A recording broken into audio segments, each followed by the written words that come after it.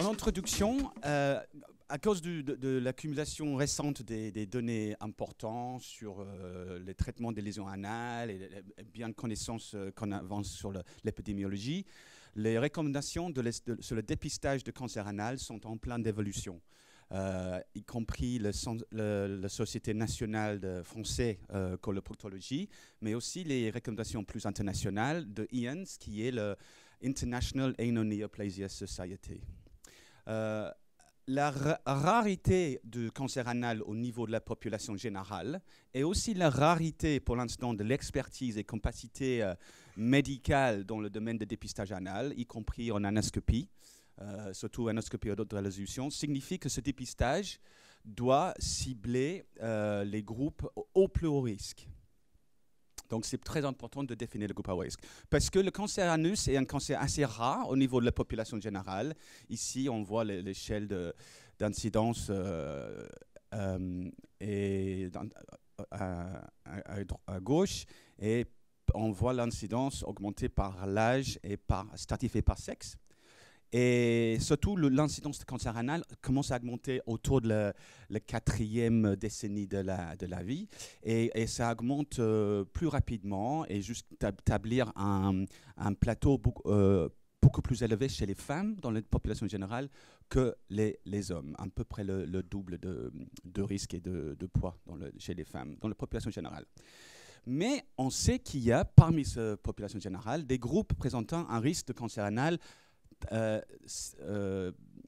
statistiquement élevé par rapport à la population générale en termes de relatif risque. Y compris d'abord, c'est un sujet très intéressant pour vous ici, les personnes vivant avec le VIH, en particulier les HRH, les hommes ayant le sexe avec les hommes. Je vais parler aussi en anglais MSM, parfois ça sort plus facilement de ma bouche. Les HSH non infectés par le VIH aussi. Les femmes atteintes de précancer gynécologique liés au HPV, les transplantés et les patients traités par les maladies auto-immunes. Et c'est parce que tous ces groupes-là, on sait parce que le facteur de risque principal pour le cancer anal sont exposition au papillomavirus au niveau anal, plus l'immunosuppression qui s'empire l'évolution de ces virus oncogènes vers le cancer. Et je mets aussi en parenthèse, on sait aussi que les personnes atteintes des lésions anales déjà définies par un examen dépistage ou un examen proctologique, ils ont aussi on sait qu'ils ont un risque très très élevé après de progresser vers le cancer anal.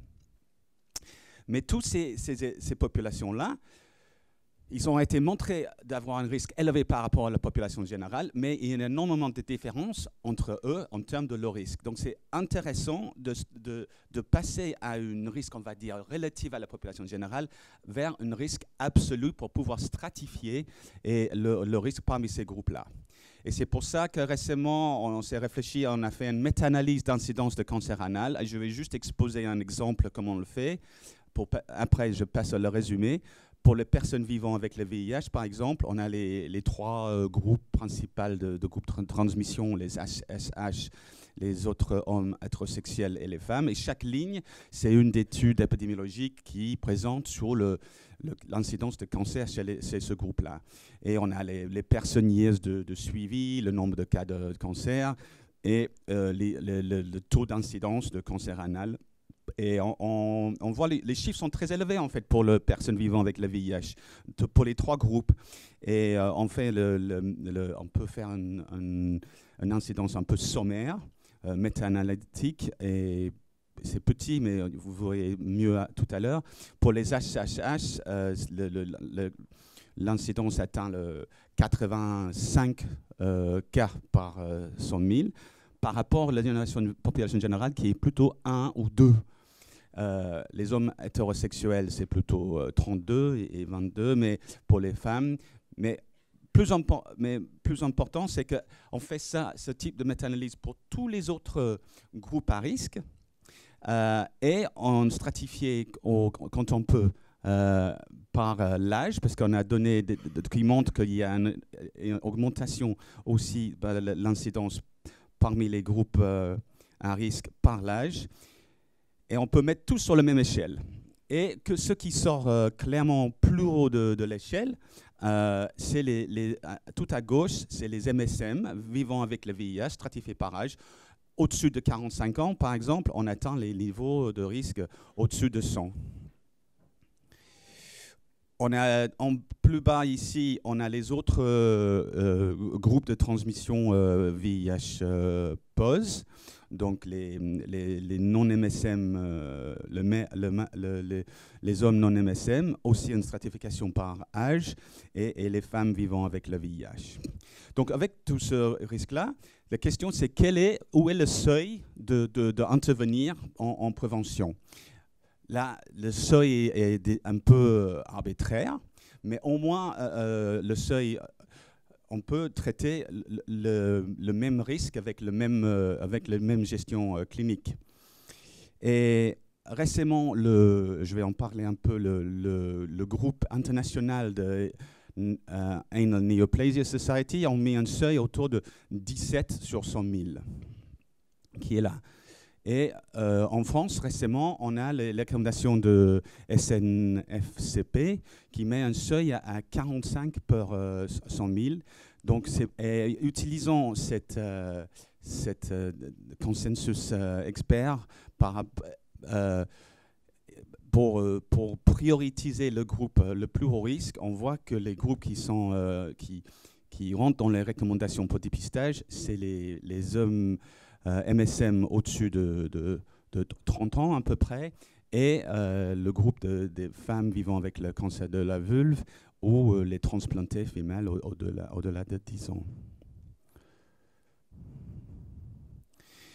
Alors, un groupe où on a très peu de données, c'est tout en bas à gauche, c'est les MSM qui sont HPV, qui vivent sans VIH. Et là, par contre, on n'a pas beaucoup de données sur leur incidence parce que c'est pas quelque chose qui est connu dans les registres médicaux. Mais on a fait une simulation, donc il y a même une stratification de risque parmi les MSM qui ne vivent pas avec le VIH par âge. Mais ceux qui sont au-delà de 60 ans, ils atteignent un peu le seuil défini par le IANS internationalement, mais pas celui de l'SNFCP. Donc les IANS recommendations, ils basent sur le Equal Recommendation for Equal Risk, et leur seuil de 17 sur 100 000 est basé sur un risque 10 fois plus élevé que la population générale aux États-Unis. Mais il y a clairement une recognition que le dépistage ne devrait pas être proposé s'il n'existe pas une capacité derrière pour suivre les gens qui dépistent positifs, notamment une capacité suffisante dans l'anoscopie. C'est pour ça que les adaptations pragmatiques au contexte quand l'anoscopie est limitée est très intéressant, et les recommandations de SNFCP sont aussi très utiles au-delà de la France pour les internationales, parce qu'il y a un seuil un peu plus pragmatique. Ils utilisent le 45 cas par 100 000. Et aussi, on entre dans le jeu à travers l'HPV 16 d'abord en primaire, que c'est une importante stratification aussi de risque. Ces recommandations pratiques pour les groupes à risque très élevés devraient accroître la formation, les capacités pour les prélèvements de dépistage et aussi l'anoscopie, pour une expansion progressive vers les groupes à plus faible risque. Pour l'instant, les tests HPV ne sont pas remboursés par le système de santé français pour les hommes, mais espérons que ces recommandations vont entraîner un changement là-dedans. Et bien sûr, ces recommandations, maintenant qu'ils existent, peuvent être facilement mises à jour avec les preuves croissantes de meilleurs marqueurs qu'on va entendre parler dans la session suivante, y compris la méthylisation. Pourquoi l'HPV 16 représente un axe prioritaire dans le dépistage de cancer anal? Parce qu'on sait que l'importance de l'HPV 16 est largement l'HPV le plus oncogène dans l'anus. Et quand on regarde, et ça augmente de la cytologie anale normale jusqu'au cancer anal. Et même parmi les gens vivant avec le VIH, on a les hommes à gauche et les femmes à droite. Non, ça ne marche pas. Excuse-moi. À droite, on a la proportion des cancers qui sont liés à HPV-16. Et même parmi les personnes vivant avec le VIH, à peu près 70% de tous les cancers sont liés à HPV-16. Donc c'est un marqueur très intéressant pour rendre le dépistage primaire plus efficace. Surtout quand on a une capacité limitée derrière en anoscopie et en proctologie. Donc, pour moi, quelles sont les priorités de recherche pour la suite? Surtout, une évaluation parce que maintenant, on a les recours en place en France. Donc, surtout, c'est une évaluation des modalités de dépistage basées sur l'autotest HPV. Donc, parce que le dépistage par HPV en première ouvre la voie à l'autotest. On a déjà vu qu'il y a un peu d'équivalence entre l'autotest et le prélèvement clinicien pour la détection d'HPV dans l'anal et une acceptation qui est au moins aussi bonne. Mais surtout, l'autotest devrait enlever la barrière du préleveur et du stigma embarras associé avec le patient, avec une augmentation possible de couverture pour obtenir un dépistage pour toute la population cible. Et après, les spécialistes d'anoscopie derrière interviennent seulement pour le plus à risque.